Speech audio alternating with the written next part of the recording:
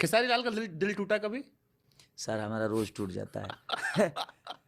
हमारा दिल कहिए मत। नहीं प्यार में कभी कटा? चलो और अच्छे से पूछ लेते हैं, प्यार में कभी काजिज कटा आपका कि बैठ के किनारे बैठ के रोए हो या बाथरूम? इमोशनल हूँ मैं थोड़ा सा। मुझे प्यार जानते हैं बाबा कहाँ होता है, जैसे हाँ। कि आप मुझे पसंद कुछ हो। लोग कहते हैं खेसारी को हर हीरोइन से प्यार होता है। अच्छा तो ये बताइए, हर हीरोइन से प्यार नहीं करेंगे तो काम कैसे करेंगे? प्यार तो करना ही पड़ेगा। हाँ। अब हमेशा बंदूक के नोक पे तो काम कराएंगे नहीं उससे हम। प्यार ये कोई जरूरी नहीं कि हम जिससे प्यार करते हैं उसके साथ हम रहते हैं। हम्म। अगर हम किसी को चाहेंगे नहीं, प्यार नहीं करेंगे तो हमारा केमिस्ट्री कैसे बनेगा? हम्म।